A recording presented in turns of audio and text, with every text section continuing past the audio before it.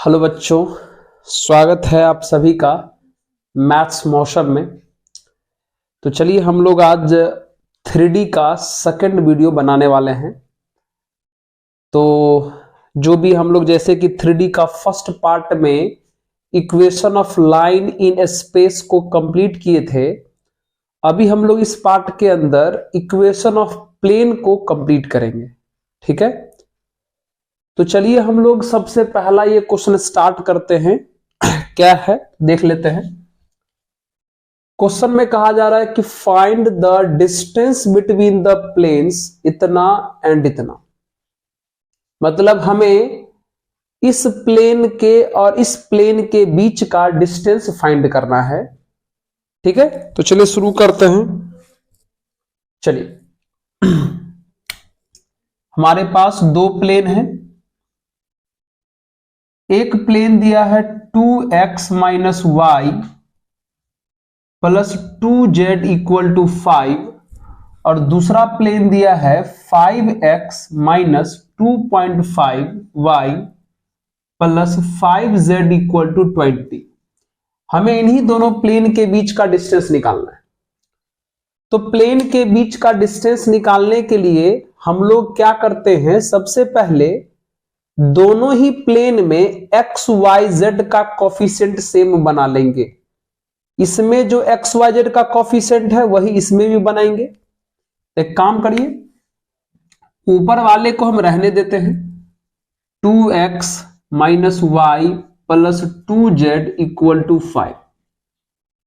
एक काम करिए, इस नीचे वाले में दोनों तरफ 2.5 से डिवाइड करिए। तो 2.5 से इसको डिवाइड करिएगा तो ये 2x आ जाएगा।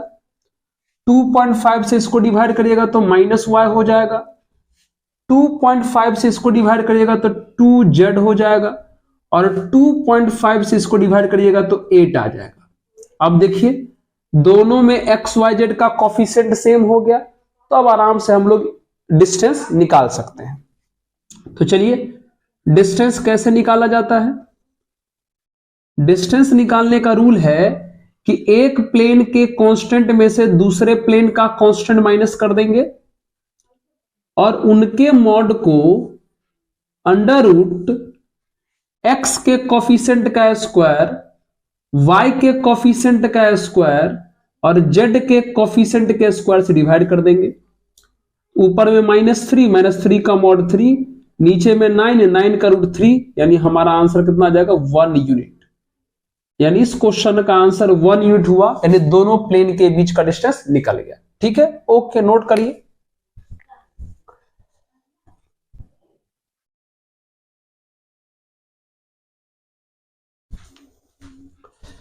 तो चलिए बच्चों अब हम लोग इस क्वेश्चन का आंसर करेंगे। क्वेश्चन में लिखा हुआ find the distance between the points इतना and the point of intersection of line and plane. अच्छा, मतलब आपको क्वेश्चन में कहा गया है कि एक लाइन है, इसका इक्वेशन ये दिया हुआ है लाइन का, और एक प्लेन है जिसका इक्वेशन ये दिया हुआ है। तो कहता है कि ये लाइन इस प्लेन से जिस पॉइंट पर मिलता है उस पॉइंट के और इस पॉइंट के बीच का डिस्टेंस निकालिए। ये लाइन इस प्लेन से जिस पॉइंट पर मिलता है उस पॉइंट और उस पॉइंट के बीच का डिस्टेंस निकालिए, ऐसा बोला गया है। तो सबसे पहले तो हमें यह मालूम करना पड़ेगा कि ये लाइन इस प्लेन से किस पॉइंट पे जाके मिला। ठीक है, तो ये मालूम करने के लिए चलिए एक काम करते हैं, इस लाइन से पॉइंट निकालते हैं और उस प्लेन में रख देते हैं, अपने आप अननोन पॉइंट निकल जाएगा। कैसे निकालेंगे देखिए, आइए चलिए हमारा लाइन क्या है देखिए। तो लाइन है x minus 2/3 y plus 1/4 z minus 2/12। यहां से हमें पॉइंट निकालना है।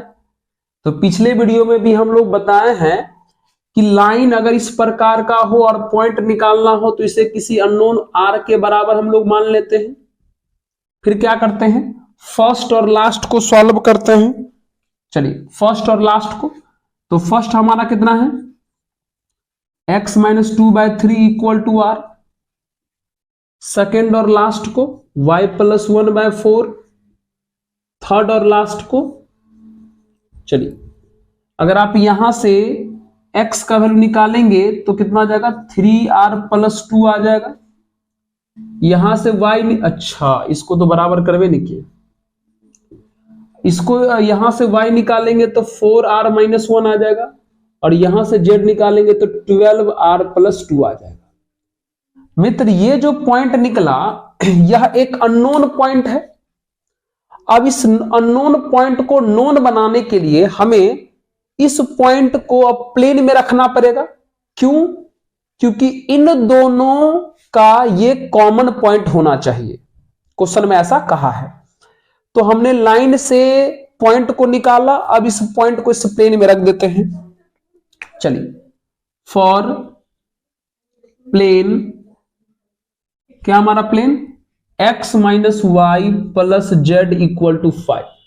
रखिए तो वैल्यू सबका, x का वैल्यू कितना है 3r माइनस 2, फिर y का वैल्यू कितना है 4r माइनस 1, फिर z का वैल्यू कितना है 12r प्लस 2 इक्वल टू 5। कितना आ जाएगा ये 3r minus 2 minus 4r plus 1 plus 12r plus 2 equal to 5। कितना हो जाएगा, 3r में से 4r गया minus r plus 12r 11r हो गया। अब देखिए ये कितना हो जाएगा, हाँ अच्छा यहां पे प्लस 2 है, तो 2 1 3 और 2 5 इक्वल टू 5। अच्छा देख लीजिए यहां से 11r इक्वल टू 0 आ गया, इसका मतलब यहां से r इक्वल टू 0 आ गया। तो सोच लीजिए r का वैल्यू 0 आ गया। कितना आ गया, r का वैल्यू हमें 0 मिल गया, r का वैल्यू 0 मिल गया। तो आप इसमें रख दीजिए ना, तो देयरफॉर आपका पॉइंट कितना हो जाएगा बताओ, कितना आया, r का वैल्यू 0 आया ना, तो रखिए, तो r का वैल्यू रखिएगा 0, तो कितना आ जाएगा, यहां से x2 आ जाएगा, y माइनस 1 आ जाएगा और z2 आ जाएगा, x2 y माइनस 1 z2। अब क्वेश्चन में क्या कहा गया है, ये जो पॉइंट निकला इस पॉइंट के, और एक जो पॉइंट दिया है क्वेश्चन में -1 -5 -10, इसके बीच का डिस्टेंस निकालना है, ये वाला ये निकालना है। तो लगा दीजिए डिस्टेंस फॉर्मूला, तो ए बी बराबर कितना हो जाएगा, under root x1 minus x2 का होल स्क्वायर, तो 2 में से -1 को माइनस करेंगे तो 3 हो जाएगा, तो 3 का स्क्वायर हो जाएगा। -1 में से -5 को माइनस करेंगे तो 4 हो जाएगा, 4 का स्क्वायर हो जाएगा। 2 में से -10 को माइनस करेंगे तो 12 हो जाएगा, तो 12 का स्क्वायर हो जाएगा। डिस्टेंस फॉर्मूला लगाए में, तो x1 माइनस x2 का whole square, y1 minus y2 का whole square, z1 minus z2 का होल स्क्वायर, ये 9, ये 16 और ये 144। अगर इसको देखा जाए तो ये रूट 169 और रूट 169 का वैल्यू होता है 13 आंसर। यानी हमको जिस पॉइंट के बीच का डिस्टेंस पूछा था उसका आंसर 13 आ गया। समझ गए? चलिए इसको नोट किया जाए।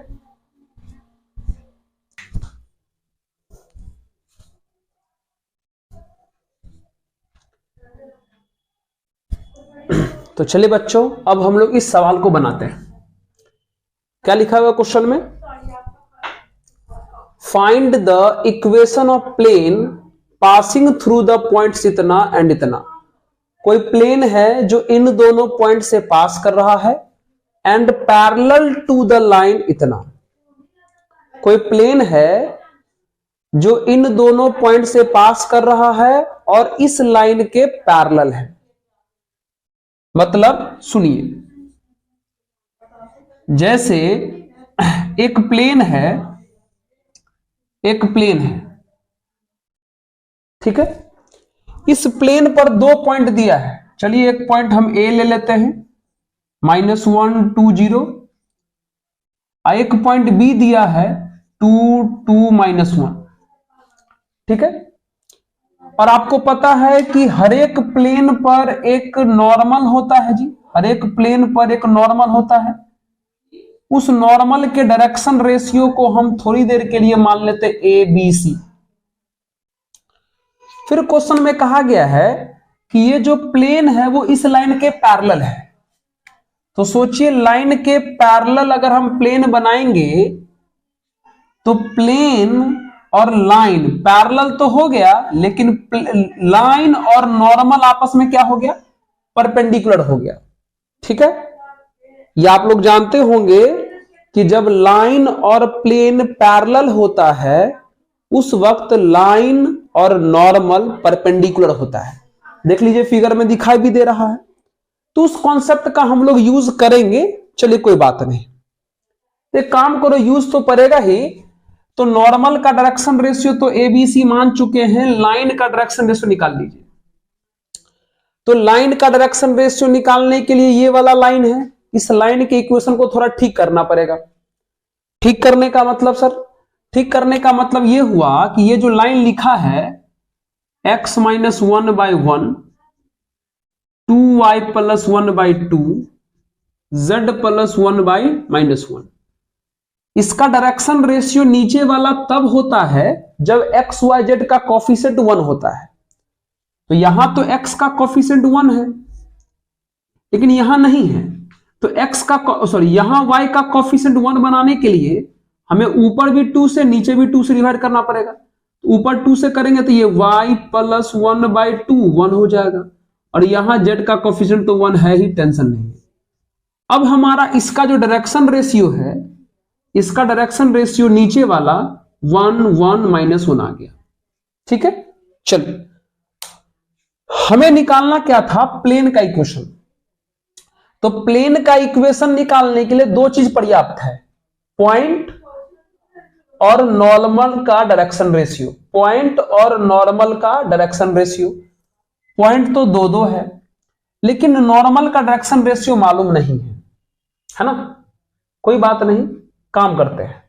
तो सबसे पहले काम करो ना, इक्वेशन ऑफ प्लेन लिखो।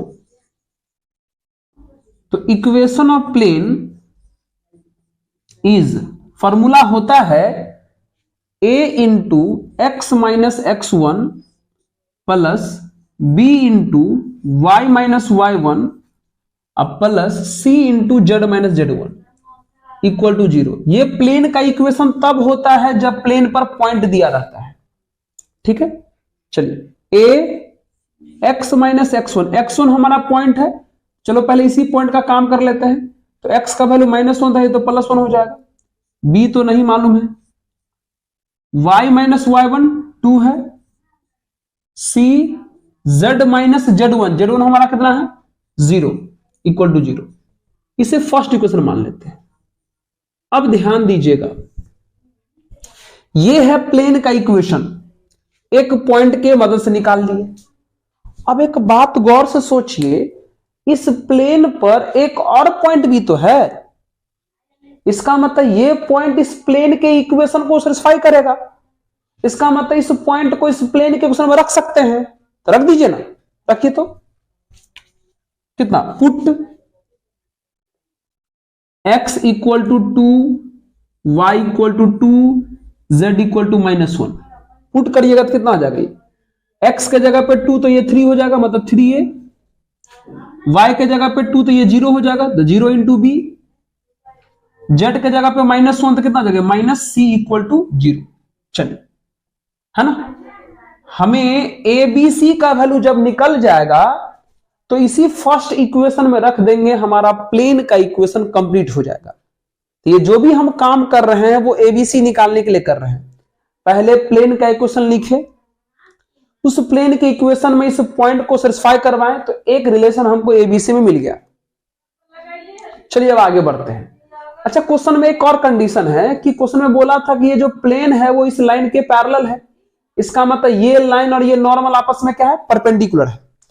तो परपेंडिकुलर होने का मतलब क्या हुआ, अकॉर्डिंग टू क्वेश्चन, अगर परपेंडिकुलर है इसका मतलब लाइन के डायरेक्शन रेशियो को नॉर्मल के डायरेक्शन रेशियो से मल्टीप्लाई करेंगे और ऐड करेंगे तो 0 आना चाहिए। तो करिए, 1 को a से करिएगा तो a आ जाएगा, फिर 1 को b से करिएगा तो b आ जाएगा, फिर -1 को c से करिएगा तो -c हो जाएगा इक्वल टू 0। सोचिए ए बी सी में एक रिलेशन यहां है, एक रिलेशन यहां है। एक काम करो, इस रिलेशन को वहां ले चलो तो कितना ही 3a plus 0 into b minus c equal to 0। Solve करिए। अब यहां से लगा दीजिए cross multiplication method, cross multiplication method लगा दीजिए। a बाय a लिखना है तो a वाले को भूल जाएंगे, बाकी को लिखिए 1 0 -1 -1। चलिए -1 पे खत्म हुआ तो -1 शुरू होगा। b लिखना है तो b वाले को छोड़ दीजिए, तो -1 लिख दिए तो क्या बचेगा 1 और 3 बचेगा। ठीक है, 1 3 पे खत्म तो 1 3 से शुरू। ठीक है, c है तो c वाले को छोड़ दीजिए, कौन लिखेंगे 1 3 तो लिखा चुका है, क्या बचेगा 1 और 0। बता, इसको मल्टीप्लाई करेंगे -1, ये हो जाएगा 0 यानी -1 बचा। b इसको मल्टीप्लाई करेंगे -3 और ये हो जाएगा +1 यानी बचेगा कितना -2। c ये करेंगे तो 0, ये हो जाएगा -3। यानी हम कह सकते हैं कि a is to b is to c equal to -1 is to -2 is to -3, यानी abc का वैल्यू हमें मिल गया। अब इस abc का वैल्यू हम लोग इस फर्स्ट में रख देंगे, हमारा आंसर आ जाएगा। ओके, यहां तक समझ गए? नोट कर लीजिए तो। हाँ चलिए आइए पुट करिए, तो इसमें यहीं पर पुट कर देते हैं, यहीं पर पुट कर देते हैं। फ्रॉम फर्स्ट लिख करके हम इसी में पुट कर देते हैं, फ्रॉम फर्स्ट। चलिए पुट करिए, बाकी तो आप नोट कर लिए होंगे ना। हाँ चलिए चलिए पुट करिए। तो a का value -1 into x plus 1, b का वैल्यू -2, चलिए c का वैल्यू -3, z हो जाएगा इक्वल टू 0।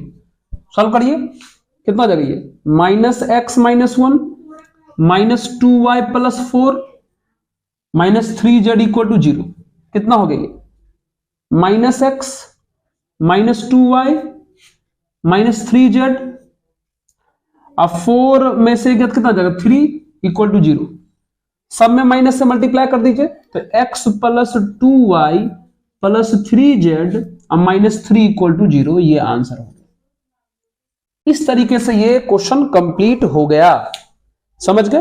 प्लेन पर 2 पॉइंट मालूम था, प्लेन किसी एक लाइन के पैरेलल था, तो कैसे सवाल सॉल्व होता है जी, नोट कर लिया जाए इसको।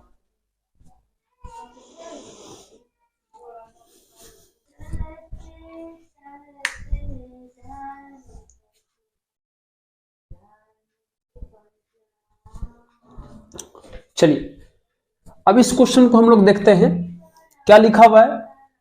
Find the equation of plane which passes through the point इतना एंड कंटेन्स द लाइन इतना। मतलब कोई प्लेन है, फिर से देखते सवाल। एक प्लेन है, इस प्लेन पर ये वाला पॉइंट है 3 2 0, ओके, और इसी प्लेन पर ये वाला लाइन भी है, ये वाला लाइन भी है जिसका इक्वेशन आपको दिया हुआ है। तो सोचिए इस प्लेन पर अगर ये वाला लाइन है, इसका मतलब इस लाइन का सब कुछ इस प्लेन पर होगा। जैसे कि इस लाइन का जो पॉइंट है उस प्लेन पर भी होगा। इस लाइन का पॉइंट कौन है, माइनस के बाद वाला। माइनस के बाद वाला किसी भी लाइन से अगर पॉइंट निकालना हो तो एक्स वाई जेड का कोफिशिएंट 1 कर लीजिएगा और फिर माइनस के बाद वाला देखिएगा। तो एक्स वाई जेड का कोफिशिएंट तो 1 है ही, और माइनस के बाद 3 है, माइनस के बाद 6 है, माइनस के बाद 4 है। तो इस लाइन पर जो पॉइंट है उसका काम कौन कर रहा है, 3 6 4। और डायरेक्शन रेशियो भी दिया है लाइन का, नीचे वाला 1 5 4। अब आप लोग कहोगे कि सर इसका डायरेक्शन रेशियो आप तो डायरेक्ट नीचे वाला लिख दिए। जी, डायरेक्शन रेशियो नीचे वाला ही होता है, लेकिन कब, जब एक्स वाई जेड का कोफिशिएंट 1 रहे तब। तो एक्स वाई जेड का कोफिशिएंट तो 1 तो था ही, तो डायरेक्ट हम नीचे वाला डायरेक्शन रेशियो कर दिए। ओके, कोई दिक्कत नहीं। अब सोचिए, अब प्लेन पर एक चीज फिक्स होता है जिसका नाम है नॉर्मल। प्लेन पर एक चीज फिक्स होता है जिसका नाम है नॉर्मल, और नॉर्मल का डायरेक्शन रेशियो हमें नहीं मालूम है, तो चलिए हम इसे मान लेते हैं ABC। गौर से देखिए, ये सवाल तो फिर से पिछले वाले क्वेश्चन की तरह हो गया। प्लेन पर 2 पॉइंट मालूम है, ठीक है, और प्लेन पर जो लाइन है वो डायरेक्शन रेशियो और ये वाला डायरेक्शन रेशियो दोनों आपस में परपेंडिकुलर होगा। बस पिछला क्वेश्चन में फर्क इतना ही था कि ये लाइन प्लेन के बाहर था, पैरेलल था, और 2 पॉइंट प्लेन पर दिया था। तो यहां भी देखिए तो प्लेन पर 2 पॉइंट नहीं मालूम हो गया, प्लेन पर 2 पॉइंट मालूम हो गया। प्लेन पर जो लाइन है उस लाइन का डायरेक्शन रेशियो और ये नॉर्मल आपस में परपेंडिकुलर हो गया। तो क्या करेंगे, फिर से प्लेन का इक्वेशन निकालेंगे, एक पॉइंट से दूसरे पॉइंट को सेटिस्फाई करवाएंगे, वहां से ABC में एक रिलेशन आएगा, फिर ये दोनों आपस में परपेंडिकुलर है, फिर से ABC में एक रिलेशन आएगा, सॉल्व कर देंगे। ये क्वेश्चन पिछले वाले की तरह हो गया, एकदम same to same. 2 point, line और नॉर्मल परपेंडिकुलर, एकदम सेम टू सेम पिछला वाला क्वेश्चन की तरह है। तो हम इसे नहीं बनाते हैं, आप इसे बना लीजिएगा। ओके, ठीक है, नोट कर लीजिए इस क्वेश्चन को। तो चलिए अब इस क्वेश्चन को हम लोग बनाते हैं। क्वेश्चन में क्या कहा गया है कि हमें प्रूफ करना है कि ये लाइन और ये लाइन कोप्लेनर है। कोप्लेनर का मतलब एक ही प्लेन पर है। प्रूफ करना है कि ये लाइन और ये लाइन एक ही प्लेन पर है, यानी कोप्लेनर है। तो कैसे प्रूफ करेंगे, एक काम करिए, आप एक काम करिए, पहला लाइन से सब कुछ निकालिए। फर्स्ट लाइन, सब कुछ निकालने का मतलब लाइन हमें 2 चीज देता है, पॉइंट और डायरेक्शन रेशियो। तो निकालिए, लाइन हमारा क्या है बताइए, 5 - x by -4, y - 7 by 4, z + 3 by -5। तो कुछ भी निकालने से पहले सबसे पहले x y z का कोफिशिएंट 1 बनाइए, यहां नहीं है तो x का कोफिशिएंट 1 बनाने के लिए हमें -1 से ऊपर नीचे डिवाइड करना पड़ेगा। तो -1 से करेंगे तो ये -5 हो जाएगा, ये +x हो जाएगा, यानी x - 5, इसको करेंगे -1 से तो ये 4 हो जाएगा। ये तो ऑलरेडी ठीक है। और इसको देख लेते हैं, क्या इसको हम z -3 लिख सकते हैं, और नीचे में -5 हो गया। तो चलिए यहां से हमें पॉइंट कितना मिल गया, पॉइंट मिल गया, माइनस के बाद वाला पॉइंट होता है, तो 5 मिल गया, 7 मिल गया और -3 मिल गया, पॉइंट मिल गया। डायरेक्शन रेशियो नीचे वाला 4 4 -5, 4 4 -5। चलिए अब सेकेंड लाइन को लेकर बढ़िए। सेकेंड लाइन क्या है हमारा, second line x - 8/7, 2y - 8/2, z - 5/3। यहां भी x y z का कोफिशिएंट 1 बनाइए। चलिए यहां तो है, चलिए यहां नहीं है, तो y का कोफिशिएंट 2 है, तो ऊपर भी 2 से नीचे भी 2 से डिवाइड करिए, y - 4 और ये नीचे 1 हो जाएगा। यहां तो ऑलरेडी ठीक है। चलिए तो बताइए यहां से पॉइंट कितना हो जाएगा, माइनस के बाद वाला 8 4 5, 8 4 5, और डायरेक्शन रेशियो कितना हो जाएगा, नीचे वाला 7 1 3, 7 1 3। ठीक है, अब हमें प्रूफ करना है कोप्लेनर। तो फॉर कोप्लेनर, कोप्लेनर होने के लिए डिटर्मिनांट का वैल्यू 0 होना चाहिए। डिटर्मिनांट का वैल्यू कितना होना चाहिए, 0। अब सवाल है कि इस डिटर्मिनांट में रखा क्या जाएगा। तो सुनिए, जब भी आपको कोप्लेनर कभी प्रूफ करने का मौका मिले या करने के लिए बोले, तो दोनों ही लाइन से पॉइंट और डायरेक्शन रेशियो, पॉइंट और डायरेक्शन रेशियो निकाल लीजिएगा। ठीक है, अब डिटर्मिनांट को सॉल्व करिए। अगर डिटर्मिनांट का वैल्यू 0 आ गया तो समझो वो कोप्लेनर है। तो डिटर्मिनांट में लिखेंगे क्या, डिटर्मिनांट के फर्स्ट रो में सेकेंड लाइन के पॉइंट में से फर्स्ट लाइन का पॉइंट माइनस करके लिखिए। फर्स्ट रो में सेकेंड लाइन के पॉइंट में से फर्स्ट लाइन का पॉइंट माइनस करके लिखिए। तो 8 - 5 3, 4 - 7 -3, 5 - 3 8। सेकेंड रो में फर्स्ट लाइन का डायरेक्शन रेशो लिखिए और थर्ड रो में सेकेंड लाइन का डायरेक्शन रेशो लिखिए। अब सॉल्व करिए। अब देखिए जीरो आता है कि नहीं आता है, तो एक्सपेंड करिए। तो डिटर्मिनेंट है, एक्सपेंड करने तो आप लोग को आता ही होगा। चलिए एक्सपेंड करते इसको हम लोग। तो यहां पर प्लस माइनस प्लस करें एक्सपेंड। आइए 3 को प्लस से करेंगे तो +3। ये जिस रो में खत्म हो गया, जिस कॉलम में खत्म हो गया, ये चारों बचा। इसको मल्टीप्लाई करेंगे 12, फिर माइनस इसको मल्टीप्लाई करेंगे तो -5 माइनस पहले से तो +5 हो गया। -3 को माइनस से करेंगे तो +3। -3 इस रो में खत्म हो गया, इस कॉलम में खत्म हो गया, तो ये चारों बचा ना, ये चारों। इसका मल्टीप्लाई करो 12, फिर माइनस इसका मल्टीप्लाई करो -35 माइनस पहले से तो +35। ठीक है। उसके बाद 8 को प्लस से करेंगे तो +8 हो गया। चलिए 8 इस रो में खत्म, इस कॉलम में खत्म, ये चारों बचा। 4 × 1 = 4 और -28 यानी 4 - 28 आ गया। सॉल्व करिए। ये हो जाएगा 12 और 5 17, 17 3 = 51। ये हो जाएगा 47। हाँ तो 47 को और 3 को अगर मल्टीप्लाई करते हैं तो 7 × 21 4 × 12 दूनी 4 × 12 2 14 यानी 141 हो जाएगा। यहां देखिए ये -24 बचेगा, 24 को अगर हम 8 से करते हैं तो 192 हो जाएगा, -192 हो जाएगा। ये +192 और ये -192 इक्वल टू कितना आ गया 0। तो सोचिए दो लाइन से जो डिटर्मिनेंट बना उसका वैल्यू 0 आ गया। इसका मतलब therefore lines are coplanar proof हो गया, कोप्लेनर है ना। तो जब भी आपको लाइंस को कोप्लेनर प्रूफ करना हो तो उसका डिटर्मिनेंट इस प्रकार से सॉल्व करके देख लीजिए। अगर 0 आ गया तो लाइन कोप्लेनर प्रूफ हो जाता है।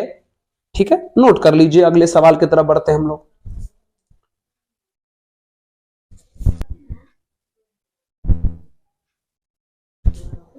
चलिए बच्चों, अब हम लोग इस सवाल को बनाते हैं। एक बेहतरीन क्वेश्चन है, कहता find the image of the point with position vector.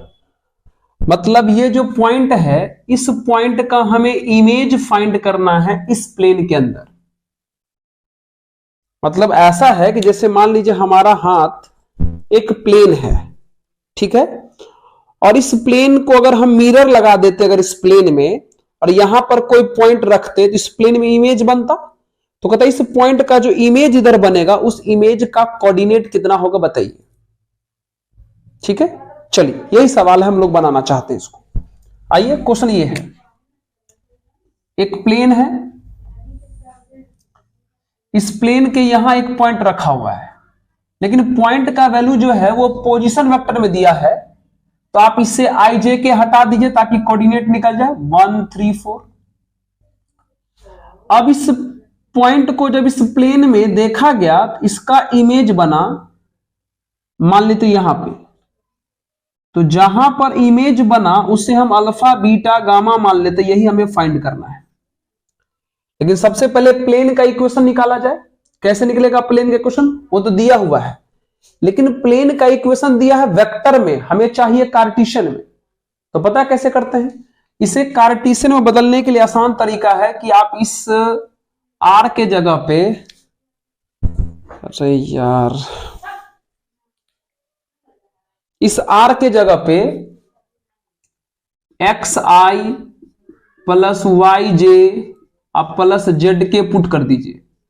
जब भी किसी प्लेन के इक्वेशन को कार्टेशियन में बदलना हो तो आर के जगह पे एक्स आई प्लस वाई जे प्लस जेड के रख दीजिए, अब सॉल्व कर दीजिए। तो सोचिए रखिएगा, इन दोनों का ऐसे डॉट हो जाएगा, आई वाले को आई से डॉट करिएगा तो कितना हो जाएगा ये 2x, वाई वाले को वाई से डॉट करिएगा तो कितना हो जाएगा -y, जेड वाले को जेड वाले से डॉट कितना हो जाएगा 3z, अब बगल में +3 = 0 हो गया ना। लाइन पॉइंट भी कार्टेशियन में आ गया, प्लेन भी कार्टेशियन में आ गया। तो अब कैसे निकलेगा इमेज? तो आप लोग फॉर्मूला इमेज का पढ़े होंगे। इमेज जब हम लोग किसी प्लेन में किसी पॉइंट को देखते हैं तो उसका इमेज कैसे निकलता है, इसके लिए एक फॉर्मूला बनाया गया है। क्या है फॉर्मूला? ध्यान से सुनिएगा। फॉर्मूला कुछ इस पैटर्न में चलता है, ध्यान सुनिएगा। इमेज के पॉइंट से गिवन पॉइंट को माइनस करिए। α-1, β-3, γ-4 कर लिए। इमेज के पॉइंट में से गिवन पॉइंट को माइनस करिए। ये x को माइनस किए हैं तो x, ध्यान सुनिएगा, x में से x को माइनस किए तो x के कोफिशिएंट से डिवाइड करिए इक्वल। y में से y को माइनस किए तो y के कोफिशिएंट से डिवाइड करिए। z में से z को माइनस किए तो z के कोफिशिएंट से डिवाइड करिए 3। और उसके बाद क्या करते हैं हम लोग? -2 लिख करके जिस पॉइंट का इमेज निकालना है उस पॉइंट को इस प्लेन में रख दीजिए। यानी x के जगह पे 1, y के जगह पे 3 और z के जगह पे 4। तो x के जगह पे 1 रखेंगे तो ये 2 हो जाएगा, y के जगह पे 3 तो ये -3 हो जाएगा, z के जगह पे 4 तो ये 12 हो जाएगा, अब बगल में 3 है ये। और उसके बाद लास्ट स्टेप, x के कोफिशिएंट का स्क्वायर 4, y के कोफिशिएंट का स्क्वायर 1 और z के कोफिशिएंट का स्क्वायर 9। ऐसे पहले इमेज के पॉइंट में से गिवन पॉइंट को माइनस करते हैं, फिर x कोफिशिएंट, y कोफिशिएंट और z कोफिशिएंट से डिवाइड करते हैं, फिर -2 लिख करके इस पॉइंट को इसमें पुट कर देते हैं और फिर डिवाइडेड बाय x के कोफिशिएंट का स्क्वायर, y के कोफिशिएंट का स्क्वायर और z के कोफिशिएंट का स्क्वायर कर देते हैं। अब इसी को सॉल्व करिए, यहां से अल्फा बीटा हो निकल जाएगा, आपका काम हो जाएगा। तो α-1/2, β-3/-1, γ-4/3, इसको सॉल्व करिए। 3 से 3 कैंसिल हो गया, ये दोनों मिलाकर हो गया 12 दूनी 14 दूनी 28, -28 आ गया और नीचे में 14 आ गया। यानी इसको सॉल्व करेंगे तो -2 आ जाएगा। तो हो गया हमारा पॉइंट। फर्स्ट और लास्ट को लेकर बढ़िए, यानी α-1/2 = -2 हो जाएगा। सेकेंड और लास्ट को लेकर बढ़िए, β-3/-1 = -2 हो जाएगा। थर्ड और लास्ट को लेकर बढ़िए तो γ-4/3 = -2 हो जाएगा। सॉल्व करिए बाय क्रॉस, तो α-1 = -4, β-3 = 2, γ-4 = -6। तो यहां से अल्फा का वैल्यू माइनस में हो जाएगा, प्लस में तो -3 हो जाएगा, बीटा का वैल्यू 5 और गामा का वैल्यू यहां से -2 हो जाएगा। यानी हमारा जो इमेज है उस इमेज का जो वैल्यू आ गया -3, 5, -2 आंसर। ओके, नोट कर लीजिए इसको, करिए। तो चलिए बच्चों, एक और बेहतरीन सवाल की तरफ हम लोग बढ़ते हैं। क्वेश्चन में कह रहा है कि find the vector equation of plane passes through line of intersection of the planes इतना एंड इतना। क्वेश्चन में कहा जा रहा है कि उस प्लेन का इक्वेशन निकालिए जो इस प्लेन और इस प्लेन के लाइन ऑफ इंटरसेक्शन से पास कर रहा है। दो प्लेन के लाइन ऑफ इंटरसेक्शन से पास करने वाले तीसरे प्लेन का इक्वेशन फाइंड करना है। अगर आपको याद है तो इसे दो भाषा में लोग पढ़ते हैं। एक पढ़ते हैं फैमिली ऑफ प्लेन्स करके थ्योरी लोग लगाता है, या ऐसा भी लोग बोलता है कि equation of plane passes through line of intersection of two planes. तो जो फैमिली ऑफ प्लेन का कॉन्सेप्ट है ना, वही है। फैमिली ऑफ प्लेन का कॉन्सेप्ट क्या है कि दो प्लेन के लाइन ऑफ इंटरसेक्शन से जो तीसरा प्लेन पास करता है उसका इक्वेशन निकालना है। तो वही सवाल है, इन दोनों प्लेन के लाइन ऑफ इंटरसेक्शन से जो प्लेन पास कर रहा है उसका इक्वेशन निकालिए। तो ठीक है, निकालेंगे। तो सबसे पहले इन दोनों प्लेन को आप कार्टेशियन फॉर्म में कन्वर्ट करिए। तो कार्टेशियन फॉर्म में कन्वर्ट करना भी पिछला क्वेश्चन में करवाए हैं। चलिए हम इसे P1 मान लेते हैं। क्या तरीका है कि R के जगह पे xi plus yj plus z के रखेंगे, ऐसे डॉट करेंगे। पिछला क्वेश्चन में बताया ना, तो डायरेक्ट करिए, कितना हो जाएगा मित्र, x plus 2y plus 3z minus 4 equal to 0। फिर P2 दूसरे प्लेन में भी कर दीजिए, यहां भी रखिएगा xi plus yj plus z के, इससे डॉट करिएगा तो कितना हो जाएगा, 2x plus y minus z अब प्लस 5 इक्वल टू 0 हो गया। The equation of required plane is, पढ़े होंगे आप लोग, फॉर्मूला होता है P1 प्लस लेमडा P2 बराबर 0। P1 का value x plus 2y plus 3z minus 4 अब प्लस लेमडा तो निकालना है हमें, और P2 को कितना है, 2x plus y minus z plus 5 equal to 0। यही हुआ दो प्लेन के लाइन ऑफ इंटरसेक्शन से पास करने वाले प्लेन का इक्वेशन। लेकिन यह इक्वेशन कंप्लीट नहीं हुआ, क्योंकि इसमें अभी लेमडा अननोन है। तो इसी लेमडा अननोन का वैल्यू निकालने के लिए क्वेश्चन में एक और कंडीशन दिया हुआ है। क्या दिया है, बोला गया कि आपको जिस प्लेन का हम इक्वेशन पूछे हैं, ये प्लेन वो इस प्लेन के परपेंडिकुलर है, इस प्लेन के परपेंडिकुलर है। मतलब ये वाला प्लेन और ये वाला प्लेन आपस में परपेंडिकुलर है। तो आप लोग को पता होगा कि प्लेन परपेंडिकुलर होना मतलब प्लेन पर के नॉर्मल परपेंडिकुलर होना। तो ये प्लेन और ये प्लेन परपेंडिकुलर है, इसका मतलब इन दोनों का नॉर्मल परपेंडिकुलर है। और नॉर्मल परपेंडिकुलर होने का मतलब दोनों के डायरेक्शन रेशियो को निकाल करके मल्टीप्लाई करके ऐड करेंगे तो कितना आना चाहिए, 0 आना चाहिए। तो चलिए सबसे पहले हम लोग इसके नॉर्मल का डायरेक्शन रेशियो निकालते हैं। शुरू करें, चलिए। तो नॉर्मल का डायरेक्शन रेशियो कैसे निकलेगा जी, उसके लिए तो हमें एक्स वाई जेड इकट्ठा करना पड़ेगा। करिए, हाँ करिए। तो ये x plus 2y plus 3z minus 4 lambda से मल्टीप्लाई करेंगे तो 2 lambda x plus lambda y minus lambda z अब प्लस 5 लेमडा इक्वल टू 0। इकट्ठा करिए, यहां और यहां में से x कॉमन करिए तो ये 1 प्लस 2 लेमडा इंटू एक्स हो जाएगा। यहां और यहां से y कॉमन करिए तो 2 प्लस लेमडा हो जाएगा इंटू वाई। यहां और यहां से z कॉमन करिए तो यहां से 3 और वहां से 3 माइनस लेमडा इंटू जेड हो जाएगा। फिर कांस्टेंट टर्म यहां -4 है और वहां -4 और वहां पर 5 लेमडा इक्वल टू 0। और आपको पता है ये जो प्लेन है वो कार्टेशियन फॉर्म में आ गया, और जब प्लेन कार्टेशियन फॉर्म में आ जाता है तो डायरेक्शन रेशियो ऑफ नॉर्मल जो है वो एक्स वाई जेड का कोफिशिएंट होता है। यानी एक्स का कोफिशिएंट 1 प्लस 2 लेमडा, वाई का कोफिशिएंट 2 प्लस लेमडा, जेड का कोफिशिएंट 3 माइनस लेमडा। देखिए सबका अलग अलग तरीका होता है। जब हमारा प्लेन कार्टेशियन फॉर्म में हो तो x का कोफिशिएंट, y का कोफिशिएंट और z के कोफिशिएंट को नॉर्मल का डायरेक्शन रेशियो बोलते हैं।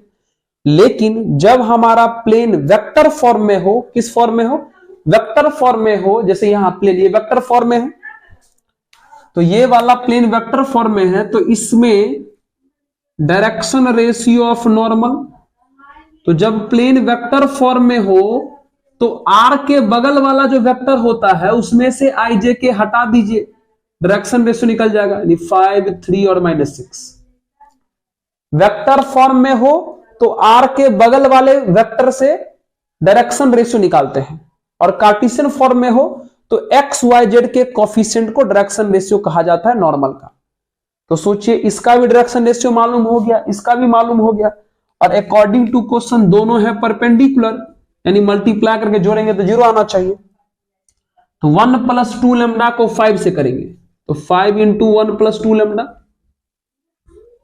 फिर 3 को इससे करेंगे तो 3 इंटू 2 प्लस लेमडा, फिर -6 को इससे करेंगे तो -6 into 3 minus lambda equal to 0।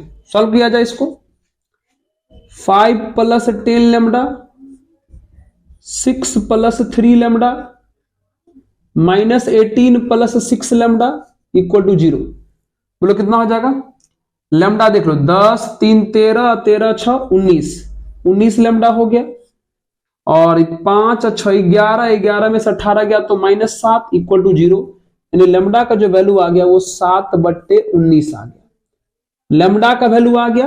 अब इस लेमडा का वैल्यू जो है हम इस फर्स्ट इक्वेशन में पुट कर देंगे, हमारा आंसर आ जाएगा। ओके, नोट करिए तो इसको जी। आइए हम इसको पुट करते हैं। चलिए, ये माइक जो है डिस्चार्ज हो जाता है, इसलिए हम इसे बार बार देखते रहते हैं। चलिए,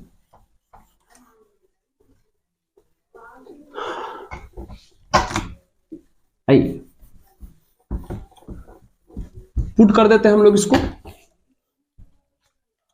फ्रॉम फर्स्ट पुट करिए, x plus 2y plus 3z minus 4, lambda का वैल्यू कितना है? 7/19 into 2x plus y minus z, 2x plus y minus z plus 5 equal to 0। अब इसे आप एलसीएम लेके सॉल्व करिए। एलसीएम लेने का मतलब क्या हुआ? नीचे से 19 हटाना, तो सब में 19 से मल्टीप्लाई करो ना, ये 19x हो जाएगा, ये 38y हो जाएगा, ये 57z हो जाएगा, ये -76 हो जाएगा, 76। इसमें 19 से करेंगे तो 19 कट जाएगा, ऊपर में 7 से हो जाएगा, तो 14x plus 7y minus 7z plus 35 equal to 0। ठीक है, सॉल्व करिए। तो 19 और 14 33x हो गया, 38y प्लस 7y 45y हो गया, 57z माइनस 7z 50z हो गया, और -76 और 35 -41 इक्वल टू 0 आंसर हो जाएगा। तो इस तरीके से हमारा ये एक बेहतरीन क्वेश्चन कंप्लीट हुआ। नोट किया जाए इसको।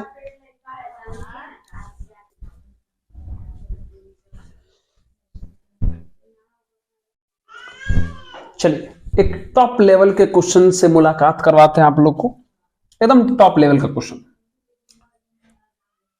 तो समझिए क्वेश्चन में क्या कहा जा रहा है। ठीक है, क्वेश्चन में कहा जा रहा है कि a variable plane which remains at a constant distance 3p। कोई प्लेन है जिसका ओरिजिन से डिस्टेंस 3p दिया है, मतलब ओरिजिन और प्लेन के बीच का डिस्टेंस दिया है 3p। Okay, from the origin cuts the axis ABC। मतलब एक प्लेन है जिसका डिस्टेंस ओरिजिन से 3p है, और वह प्लेन जो है तीनों एक्सिस को कट करता है, एक बार A पर, एक बार B पर, एक बार C पर, तीनों एक्सिस को कट करता है।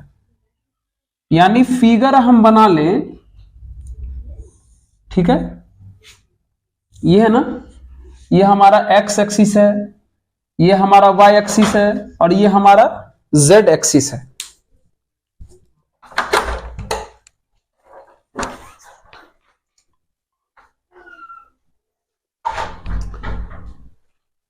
ठीक है, देख लीजिए। थोड़ा फिर से इस फिगर को हम बना लेते हैं, ये फिगर थोड़ा अच्छा नहीं लग रहा है। चलिए इसको बनाते हैं फिर से। देखिए तो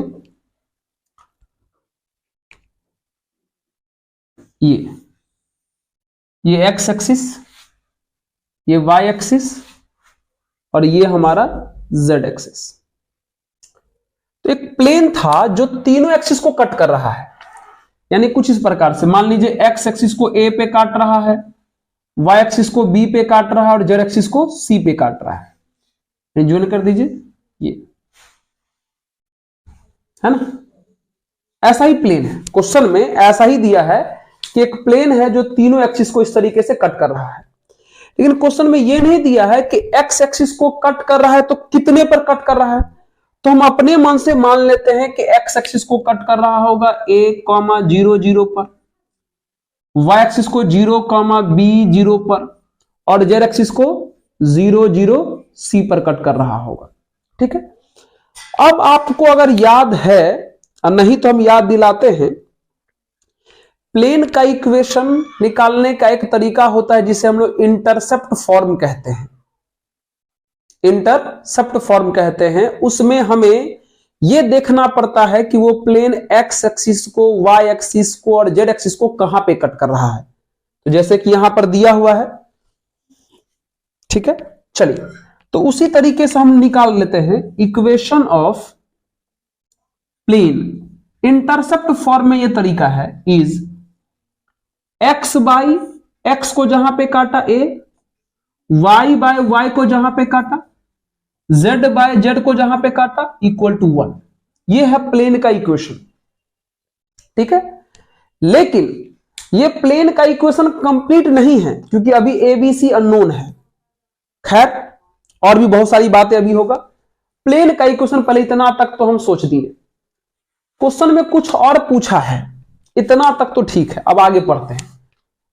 so that the locus of the centroid of triangle ABC, इतना मतलब हमें प्रूफ क्या करना है, ये जो ट्रायंगल ABC दिखाई दे रहा है, इस ट्रायंगल ABC का जो सेंट्रॉइड होगा उसका लोकस ऐसा होना चाहिए। अब कहोगे सर ये लोकस क्या है? लोकस एक कोऑर्डिनेट ज्योमेट्री का बहुत ही बेहतरीन कॉन्सेप्ट होता है जो किसी भी छोटे बड़े एग्जाम में बहुत पूछा जाता है। तो फिलहाल अभी हमसे इस ट्रायंगल ABC के सेंट्रॉइड का लोकस पूछा है। तो जिसका लोकस पूछा जाता है, रूल है, जिसका लोकस पूछा जाता है, सबसे पहले उस पॉइंट को हम कुछ मान लेते हैं। तो फिलहाल सेंट्रॉइड का पूछा गया था, तो सेंट्रॉइड यानी जी जिसको बोलते हैं उसे हम मान लेते हैं अल्फा बीटा गामा। उसके बाद जिसका लोकस पूछा गया है उसे तो आप मान लिए। अब इस अल्फा बीटा गामा में कुछ रिलेशन लाइए। तो कैसे निकलेगा भाई? आराम से निकल जाएगा। तो ट्रायंगल के तीनों वर्टेक्स का कोऑर्डिनेट मालूम है, तो सेंट्रॉइड का एक्स यानी अल्फा निकालना हो तो सभी एक्स को ऐड करके 3 से डिवाइड करेंगे, यानी a + 0 + 0/3। यानी अगर गौर से देखें तो यहां से हमारा अल्फा इक्वल टू a/3, यानी a इक्वल टू 3 अल्फा हो जाएगा। उसी प्रकार बीटा निकालना है तो सभी y को जोड़ के 3 से डिवाइड करेंगे, 0 + b + 0/3, यानी यहां से बीटा इक्वल टू कितना हो जाएगा? b/3। बाय क्रॉस मल्टीप्लाई करें तो b इक्वल टू कितना हो जाएगा? 3 बीटा। उसी प्रकार गामा निकालना हो तो सभी z को जोड़ देंगे, तो 0 + 0 + c/3, यानी गामा इक्वल टू c/3, यानी c इक्वल टू 3 गामा। मतलब एक छोटा सा रिलेशन निकल गया अल्फा बीटा गामा के बीच, जिसका हमें लोकस निकालना है। अच्छा, आवाज सुनाई दे रहा है ना जी? यही बड़ा दिक्कत है, ये बंद हो जाता है बार बार। आइए, तो हमें जिसका लोकस निकालना था वो तो हमारा कुछ रिलेशन ले आए, लेकिन अभी एक और मेन फैक्ट बाकी है। क्वेश्चन में क्या बोला था कि इस प्लेन के और ओरिजिन के बीच का डिस्टेंस 3p दिया है। क्वेश्चन में बोला है ना, बस उसका यूज करिए, आपका आंसर आ गया। सबसे प्लेन का क्वेश्चन लिखे, फिर लोकस का कॉन्सेप्ट के लिए लोकस को कुछ मान लिए थे alpha beta gamma, alpha beta के बीच एक रिलेशन लाए।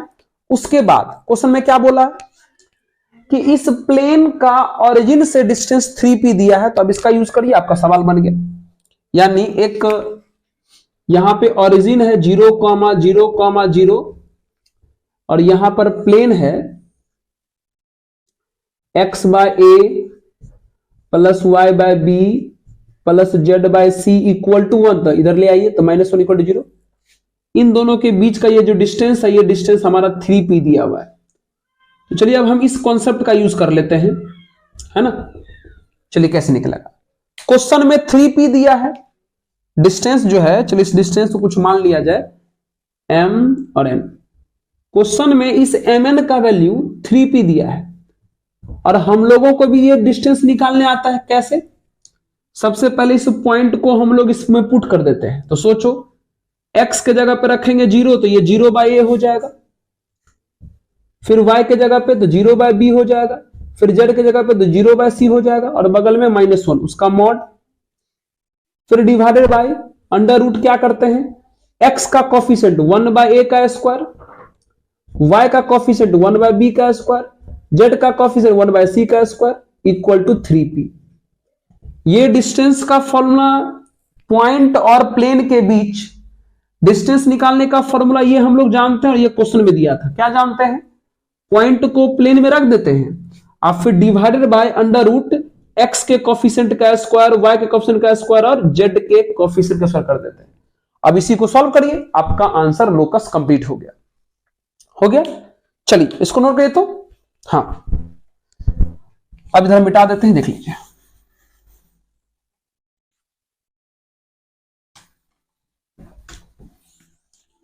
चलिए तो देखिए, कंप्लीट करिए। तो इसको बेहतरीन क्वेश्चन था ये।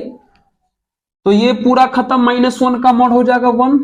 नीचे आइए, नीचे है हमारा 1/a square plus 1/b square और 1/c स्क्वायर इक्वल टू कितना है 3p। Squaring on both side करे रूट खत्म हो जाएगा। ये 1/a square 1/b square 1/c square equal to 9p square. इधर भी रेसिप्रोकल, उधर भी रेसिप्रोकल लें, इधर रेसिप्रोकल लेंगे तो ये 1/a square 1/b square 1/c square, इधर हो जाएगा 1/9p स्क्वायर। अब एक काम करो, लोकस से जोड़ो इसको, अल्फा सॉरी a, तो a का वैल्यू 3 अल्फा है, रखिए यहां 3 अल्फा, तो ये कितना हो जाएगा 9 अल्फा का स्क्वायर, ये हो जाएगा 9 बीटा का स्क्वायर और ये हो जाएगा 9 गामा का स्क्वायर। हमने कुछ नहीं किया, ए बी सी का जो वैल्यू यहां से निकला हुआ था वो रख दिए इक्वल टू 1/9p स्क्वायर। देखिए सब में 1/9 1/9 1/9 1/9 है, कट जाएगा तो alpha square beta square gamma square equal to 1/p square. Locus निकालने का रूल क्या होता है? लोकस निकालने का रूल होता है कि जिसे आप माने थे उसको हटा करके XYZ रख दीजिए लास्ट में। तो अल्फा बीटा गामा को हटा के अब वहां पे XYZ रख दीजिएगा, तो आपका फाइनल आंसर हो जाएगा 1/x square plus 1/y square plus 1/z square equal to 1/p square. Proof है ना। देखिए हमें यही लोकस प्रूफ करना था, हमने कर लिया। एक बेहतरीन क्वेश्चन है। क्या है लोकस? एक बेहतरीन कॉन्सेप्ट होता है, ये 11th के कोऑर्डिनेट ज्योमेट्री में पढ़ना पड़ता है मित्र। तो आप चिंता नहीं करें, हमने तो क्वेश्चन आपको समझा दिया, आपको समझ में भी आया होगा। इसको थोड़ा प्रैक्टिस कर लीजिएगा, ठीक है। उसके बाद हम लोग चलिए अगले क्वेश्चन की तरफ बढ़ते हैं। नोट कर लीजिए तो इसको।